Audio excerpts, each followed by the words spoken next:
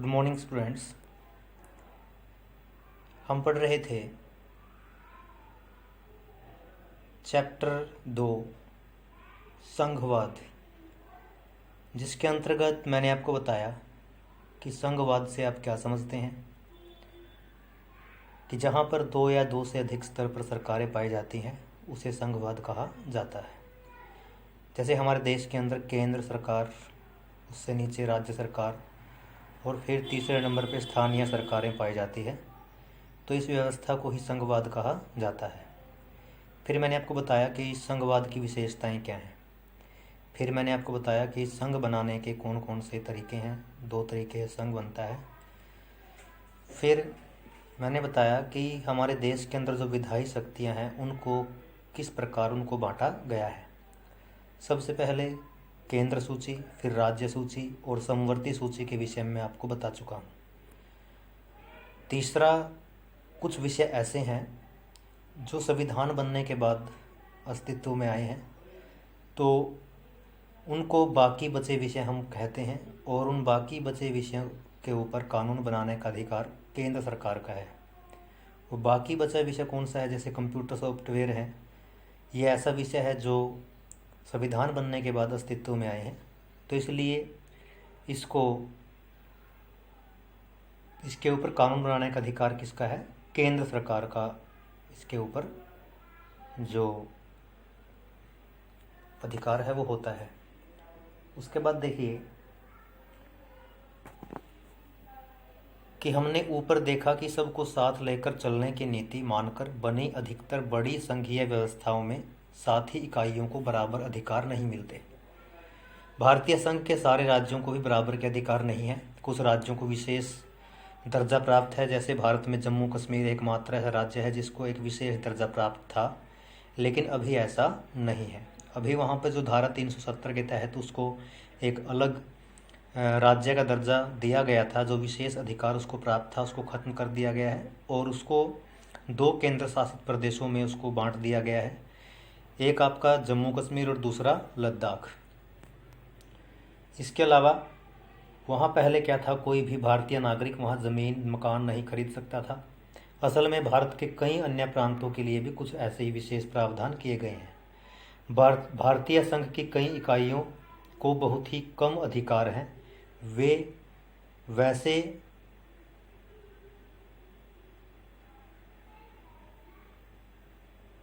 छोटे इलाके हैं जो अपने आकार के चलते स्वतंत्र प्रांत नहीं बन पाए। मतलब उनका आकार क्या है, बहुत छोटा है। उनको राज्य का दर्जा नहीं दिया गया। इन्हें किसी मौजूदा प्रांत में विलीन करना या उनको मिलाना भी क्या संभव नहीं था। जैसे जो हमारे केंद्र शासित प्रदेश हैं, चंडीगढ़ है, लक्षद्वीप है, अंडमान निकोबार द्वीप समूह है, दिल्ली है, दादरा नगर हवेली, दमन दीव है, तो ये ऐसे प्रदेश हैं जिनको ना तो किसी राज्य में मिलाया जा सकता था, ना ही इनको अलग राज्य का दर्जा दिया जा सकता था। तो इसलिए इनको केंद्र शासित प्रदेशों की श्रेणी में रखा गया है और इन्हें केंद्र शासित प्रदेश कहा जाता है। और इन क्षेत्रों के ऊपर कानून बनाने का जो अधिकार है या शासन चलाने का अधिकार केवल और केवल केंद्र सरकार को प्राप्त है। उसके बाद देखिए, केंद्र और राज्य सरकारों के बीच सत्ता का यह बंटवारा हमारे संविधान की बुनियादी बात है। अधिकारों के इस बंटवारे में बदलाव करना आसान नहीं है। अकेले संसद इस व्यवस्था में बदलाव नहीं कर सकती। ऐसे किसी भी बदलाव को करने से पहले संसद के दोनों सदनों में कोई भी बिल है उसको 2/3 बहुमत से मंजूर किया जाना चाहिए। फिर कम से कम आधे राज्यों की विधानसभाओं में उसे मंजूर करवाना होता है, तब जाकर के हमारे संविधान के अंदर किसी प्रकार का कोई संशोधन है या परिवर्तन है वो होता है। संवैधानिक प्रावधानों और कानूनों के क्रियान्वयन की देखरेख में न्यायपालिका महत्वपूर्ण भूमिका निभाती है। जो भी कानून हमारे देश के अंदर बनाए जाते हैं, तो जो न्यायपालिका है उसके अंदर महत्वपूर्ण भूमिका निभाती है। शक्तियों के बंटवारे के संदर्भ में कोई विवाद होने की हालत में फैसला उच्च न्यायालय और सर्वोच्च न्यायालय में ही होता है। तो इस प्रकार जो फैसला है वो सर्वोच्च न्यायालय, उच्च न्यायालय में होता है। अगर सरकार, केंद्र सरकार और राज्य सरकार के बीच में या 2 राज्य सरकारों के बीच में आपस में किसी चीज़ को लेकर के कोई विवाद है, जैसे हरियाणा और पंजाब के बीच में SYL जो नहर है उसके पानी को लेकर के विवाद है, तो ऐसे जो विवाद हैं उनको या तो जो आपका उच्च न्यायालय है जो हर एक राज्य के अंदर होता है, जैसे हरियाणा और पंजाब का जो उच्च न्यायालय है वो चंडीगढ़ में है, तो ऐसे या फिर सर्वोच्च न्यायालय के अंदर ही क्या है, ऐसे जो मुद्दे हैं उनके ऊपर सुनवाई होती है। और विभिन्न स्तर की जो सरकारें हैं, जैसे चाहे वो केंद्र सरकार हो या राज्य सरकार हो, उनको अपना राजस्व की उगाही करने का जो अधिकार है वो उनको मिल जाता है। को केंद्र सरकार क्या है, उसके जो आय के साधन हैं वो अलग हैं, और राज्य सरकारें जो हैं उनके आय के साधन अलग है। कुछ कर ऐसे हैं जिनको केवल राज्य सरकारों को लगाने का अधिकार है, तो इस प्रकार जो राज्य सरकारें हैं वो अपने खर्च के लिए जो धन है वो जमा करती है या उनको जुटाती है, जिससे राज्य के अंदर कल्याणकारी कार्य किए जा सके। उसके बाद देखिए कि ये जो संघीय व्यवस्था है वो चलती कैसे है। भारत के अंदर जो संघीय व्यवस्था है वो कैसे चलती है। संघीय व्यवस्था के कारगर कामकाज के लिए संवैधानिक प्रावधान जरूरी है, पर इतना ही पर्याप्त नहीं है कि हमारे संविधान का होना बहुत ही ज़रूरी है। अगर संघवाद को सही तरीके से काम अगर करना है तो हमारे देश के अंदर संविधान होना ज़रूरी है। तो संविधान हमारे पास है, लेकिन ये इतना ही काफ़ी नहीं है। अगर भारत में संघीय शासन व्यवस्था कारगर हुई है, कामयाब हुई है, तो इसका कारण क्या है कि सिर्फ संवैधानिक प्रावधानों का होना नहीं है। भारत में संघीय व्यवस्था की सफलता का मुख्य श्रेय यहाँ की लोकतांत्रिक राजनीति के चरित्र को जाता है, क्योंकि यहाँ पर लोकतंत्र है। लोकतंत्र क्या होता है, जहाँ पर जनता अपने वोट के अधिकार का प्रयोग करके अपने नेताओं का चुनाव करती है, तो इसलिए यहाँ पर लोकतांत्रिक शासन व्यवस्था पाई जाती है। तो संघीय जो शासन व्यवस्था है उसका सही तरीके से काम करने के लिए दो चीज़ ज़रूरी है। सबसे पहले तो वहाँ पर एक संविधान होना चाहिए, दूसरा वहाँ पर जो राजनीति है वो लोकतांत्रिक होनी चाहिए, तभी जाकर के संघीय शासन व्यवस्था सही तरीके से काम करती है। उसके बाद देखिए, संघवाद की भावना, विविधता का आदर और संग संग साथ रहने की इच्छा हमारे देश के साझा आदर्श के रूप में स्थापित होना सुनिश्चित हुआ। आइए कुछ प्रमुख बातों पर गौर करें, जिससे वह चलता है कि यह काम किस प्रकार हो पाया, किस प्रकार हमारा जो देश है वो एक संघ के रूप में स्थापित हो पाया। सबसे पहले हम देखते हैं भाषाई राज्य कि भाषा के आधार पर प्रांतों का गठन। हमारे देश के अंदर जो राज्यों का जो गठन है, राज्यों का निर्माण है, वो भाषा के आधार पर किया गया है। हमारे देश की लोकतांत्रिक राजनीति के लिए पहली एक कठिन परीक्षा क्या थी कि भाषा के आधार पर राज्यों का जो बंटवारा है वो किस प्रकार किया जाए। भारत हमारा 1947 में आज़ाद हुआ, और उस वक्त से लेकर के और अब तक अगर आप राजनीतिक मानचित्र को देखें तो उसके अंदर काफ़ी बदलाव आपको देखने को मिलेंगे, क्योंकि पहले जो प्रांत थे वो काफ़ी बड़े थे, राज्य काफ़ी बड़े थे, और आज के समय में क्या है, कुछ पुराने प्रांतों को तोड़ करके उनसे नए प्रांत हैं वो अस्तित्व में आए हैं। जैसे पहले जो पंजाब है, पंजाब हरियाणा इकट्ठा हुआ करते थे तो पंजाब प्रांत था, लेकिन अब क्या है, हरियाणा जो राज्य है उसके अंदर से अलग हो गया है।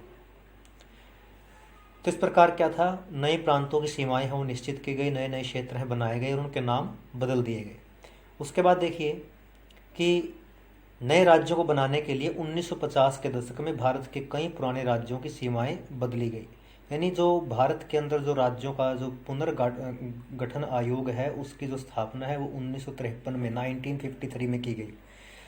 और भारत के अंदर सबसे पहले भाषा के आधार पर सबसे पहले जो बनने वाला जो राज्य था वो था आपका आंध्र प्रदेश। आंध्र प्रदेश को सबसे पहले भाषा के आधार पर जो एक राज्य का जो निर्माण है वो किया गया। इसके बाद कुछ अन्य राज्यों गठन है वो किया गया भाषा के आधार पर। कुछ राज्य ऐसे हैं जिनका भाषा के आधार पर गठन नहीं किया गया, बल्कि उनकी संस्कृति, उनके भूगोल और उनकी जो जातीयता के आधार पर उनका जो गठन है वो किया गया। जैसे नागालैंड, उत्तराखंड और झारखंड ऐसे राज्य हैं जिनकी कुछ विशेष जाति के लोग वहाँ पे रहते हैं, तो उनके आधार पर क्या है, उन राज्यों का गठन है वो किया गया है। जब एक भाषा के आधार पर राज्यों के गठन की बात हुई तो कई जो हमारे नेता थे उनको डर था कि कहीं देश जैसे पाकिस्तान और हिंदुस्तान दो राज्यों में टूट गया, दो देशों में टूट गया, कहीं इसी प्रकार क्या है देश के टुकड़े ना हो जाए। केंद्र सरकार ने इसी के चलते राज्यों का पुनर्गठन का जो समय है वो कुछ समय के लिए टाल दिया था।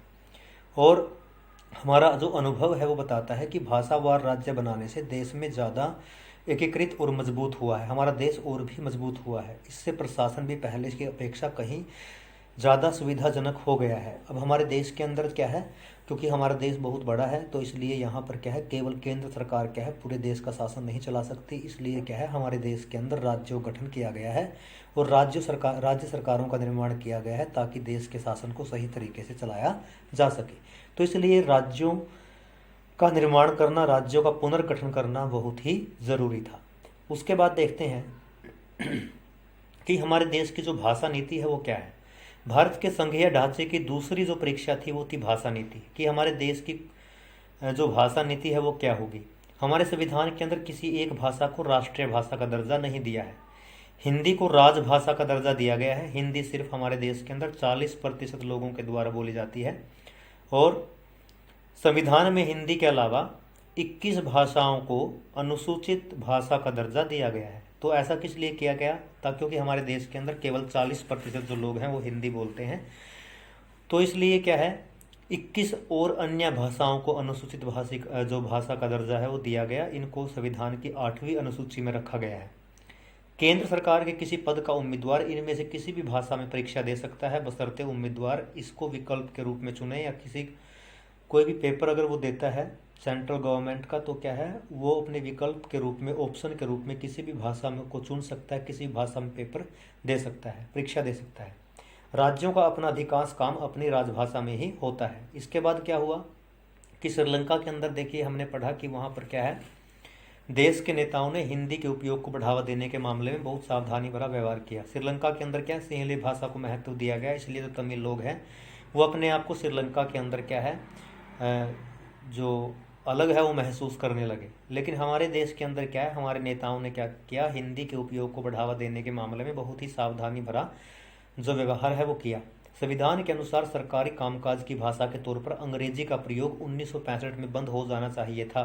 तो 1965 में क्या है, अंग्रेजी का जो उपयोग है वो बंद हो जाना चाहिए था हमारे संविधान के अनुसार। पर अनेक जो गैर हिंदी भाषी प्रदेश थे जहाँ पर अंग्रेजी का प्रयोग है वो होता था, तो उन्होंने क्या किया, इस बात का विरोध किया। और तमिलनाडु के अंदर विशेष रूप से क्या है, जो अंग्रेजी के प्रयोग की जो मांग है वो उठी, तो केंद्र सरकार ने क्या किया, हिंदी के साथ साथ अंग्रेजी को भी राजकीय कामों में प्रयोग करने की अनुमति दे दी और इस प्रकार इस विवाद को सुलझा लिया गया। अब हमारे देश के अंदर जो राजकीय काम है, जो ऑफिशियल जितने वर्क हैं, उसके अंदर हिंदी और अंग्रेजी दोनों भाषाओं का इस्तेमाल किया जाता है। अनेक लोगों का मानना था कि इस समाधान से अंग्रेजी भाषी अभिजन को लाभ पहुंचेगा। राजभाषा के रूप में हिंदी को बढ़ावा देने की भारत सरकार की नीति बनी हुई है, पर बढ़ावा देने का मतलब यह नहीं कि केंद्र सरकार उन राज्यों पर भी हिंदी को थोप सकती है जहां लोग कोई और भाषा बोलते हैं। भारतीय नेताओं ने इस मामले में जो लचीला रुख अपनाया एक, तो उसी से हम श्रीलंका जैसी स्थिति में पहुंचने से बच गए। अगर भारत के अंदर हिंदी को जोर ज़बरदस्ती अगर उन राज्यों के ऊपर थोप दिया जाता जहां पर हिंदी भाषा नहीं बोली जाती है, तो हमारे देश के अंदर भी श्रीलंका जैसे हालात हो सकते थे। उसके बाद देखिए, फिर आता है केंद्र और राज्य संबंध, कि हमारे देश के अंदर केंद्र सरकार और राज्य सरकारों के बीच में जो संबंध है वो कैसा है। ये शुरुआत से ऐसा नहीं था। शुरुआत में जो केंद्र और राज्य का जो संबंध था उसके अंदर से अब तक क्या है, काफ़ी बदलाव उसके अंदर देखने को मिले हैं। व्यवहार में संघवाद किस तरह मजबूत हुआ, सत्ता की साझेदारी की संवैधानिक व्यवस्था वास्तविकता में कैसा रूप लेगी, यह ज़्यादातर इस बात पर निर्भर करता है कि शासक दल और नेता किस तरह इस व्यवस्था का अनुसरण करते हैं। काफ़ी समय तक हमारे यहाँ एक ही पार्टी का केंद्र और अधिकांश राज्यों में शासन था, जैसे कांग्रेस पार्टी का ही हमारे देश के अंदर क्या है वो शासन था। लगभग 70 साल कांग्रेस पार्टी ने हमारे देश के अंदर शासन किया और अधिकतर राज्यों के अंदर क्या है, शासन किया। इसका व्यवहारिक मतलब यह हुआ कि राज्य सरकारों ने स्वायत्ता संघीय इकाई के रूप में अपने अधिकारों का प्रयोग नहीं किया। मतलब जो भी केंद्र सरकार क्या है आदेश देती थी वो राज्य सरकारों को मानना पड़ता था। जब केंद्र और राज्यों में अलग अलग दलों की सरकारें रही तो केंद्र सरकार ने राज्यों के अधिकारों को अनदेखी करने की कोशिश की। जब क्या था कि कुछ राज्यों के अंदर क्या था, अगर अलग पार्टी की सरकार है और सेंटर के अंदर, केंद्र के अंदर क्या है, कांग्रेस की सरकार है, तो राज्यों की जो हित है उनको अनदेखा किया गया। उन दिनों केंद्र सरकार अक्सर संवैधानिक प्रावधानों का दुरुपयोग करके विपक्षी दलों की सरकारों को राज्यों के अंदर भंग कर देती थी या सरकार गिरा देती थी। यह जो भावना थी वो संघवाद की भावना के बिल्कुल उल्टी थी या प्रतिकूल थी। 1990 के बाद क्या हुआ, यह जो स्थिति है वो काफ़ी बदल गई। इस अवधि में देश के अनेक राज्यों में क्षेत्रीय दलों का उदय हुआ। मतलब जैसे हमारे देश हरियाणा के अंदर ही बात कर लें, INLD, इंडियन नेशनल लोक दल, या आपका जनहित कांग्रेस, ये हमारे राज्य के क्या है, क्षेत्रीय दल है। यही दौर केंद्र में गठबंधन सरकार की शुरुआत का भी हुआ। अब केंद्र के अंदर क्या है, जो सरकार बनने लगी वो 2 या 2 से अधिक पार्टियों को मिलाकर के सरकार बनने लगी, क्योंकि किसी एक दल को लोकसभा में स्पष्ट बहुमत नहीं मिला। इसलिए प्रमुख राजनीतिक जो पार्टियां हैं उनको क्षेत्रीय दलों के साथ मिलकर के, पार्टियों के साथ गठबंधन करके सरकार बनाना उनको पड़ता था। इससे क्या हुआ, सत्ता में साझेदारी और राज्य सरकारों को की जो स्वायत्ता है उसका आदर करने की एक नई संस्कृति है, उसका जन्म हुआ। इस प्रवृत्ति को सुप्रीम कोर्ट के एक बड़े फैसले से भी बल मिला। इस फैसले के कारण राज्य सरकारों को मनमाने ढंग से भंग करना केंद्र सरकार के लिए क्या हो गया, मुश्किल हो गया। इस प्रकार आज संघीय व्यवस्था के तहत सत्ता की साझेदारी संविधान लागू होने के तत्काल बाद वाले दौर की तुलना में काफ़ी प्रभावी देखने को मिलती है। मतलब जैसे सत्ता की साझेदारी पहले थी, अभी क्या है, सत्ता की साझेदारी क्या है वो अधिक जो प्रभावशाली है वो दिखाई देती है। अब आता है भारत की भाषीय विविधता, कि भारत के अंदर भाषा के आधार पर काफ़ी विभिन्नताएं पाई जाती है। भारत में कितनी भाषाएं हैं, इसका जवाब इस बात पर निर्भर करता है कि आप भाषाओं की गिनती किस तरह करते हैं। इस बारे में अधिकृत नवीनतम सूचना 2001 की जनगणना के आंकड़ों के अनुसार इस जनगणना में लोगों ने 1500 से ज़्यादा अलग अलग भाषाओं को अपनी मातृभाषा के रूप में दर्ज कराया था। इन भाषाओं को कुछ प्रमुख भाषाओं के साथ समूहबद्ध किया गया है, जैसे भोजपुरी, मगही, बुंदेलखंडी, छत्तीसगढ़ी, राजस्थानी, भीली, और ऐसी ही दूसरी भाषाओं को हिंदी के अंदर जोड़ दिया जाता है।